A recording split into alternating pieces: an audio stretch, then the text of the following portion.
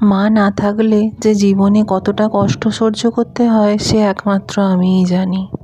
মা যে আমাদের জীবনে কত বড় সম্পদ, যে না হারিয়েছে সে ছাড়া বুঝতে পারবে না। নমস্কার, আমি অর্ঘ্য। আজকে আমি এদিকে ভাতটা রান্না করতে করতে আলুগুলোকে কেটে নিচ্ছি। মা থাকলে আমি এইসব কাজে কোনোদিনই হাতই দিতাম না, কিন্তু আজ সেখানে আমাকে সব কিছুই করতে হয়। এই সমস্ত কাজ করতে করতেই আমি একবার ভাবি যে ভগবান আমার মাকেই কেন দরকার হলো। আজকে রান্না করবার মতন কিছুই ছিল না বাড়িতে আনাজ, তাই আলু আর ডিম ছিল। আমি তাই আলু আর ডিম দিয়েই একটুখানি ঝোল রান্না করব। সাধারণত আলু আমি ঘরের ভেতরেই কাটি, কিন্তু ঘরের ভেতর আলু কাটলে উনুনটা নিভে যাবে, তাই আমি উনুনের সামনে বসেই আলুগুলো কেটে নিচ্ছি আস্তে আস্তে।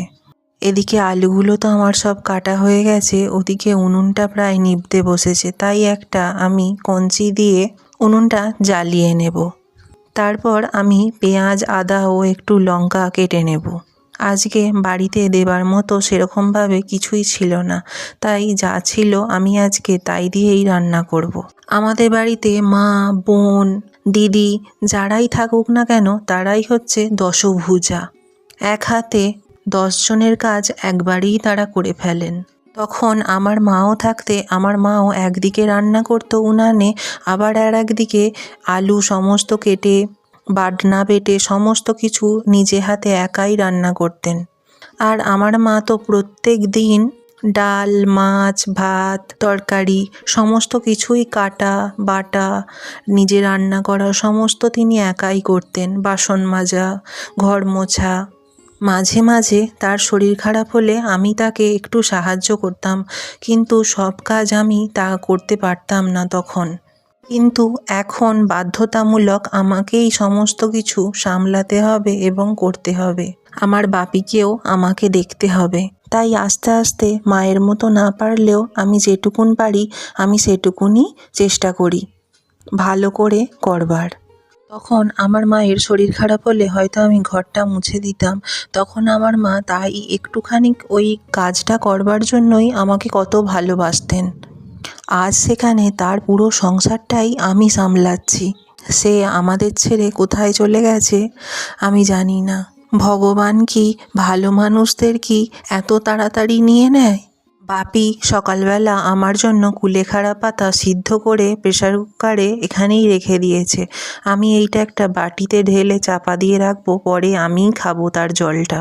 আসলে আমার শরীর খুবই খারাপ হয়ে গিয়েছিল মাছটা করে, তাই এই কুলেখাড়া পাতার জলটা আমার শরীরের পক্ষে খুবই উপকারী একটা জিনিস। তাই আমার বাপি প্রত্যেক দিনই প্রায় যেদিনই কুলেখাড়া পাতা পায় সেদিনই আমাকে সিদ্ধ করে হয় এটা খাওয়ায়, না হলে এটা থেঁতো করে এর রসটা আমাকে দেয়, সেটাই আমি খাই। প্রেসার কুকারটা একটুখানি ধুয়ে নিয়ে আমি আলুগুলো ওর মধ্যেই সিদ্ধ করতে দিয়ে দেব।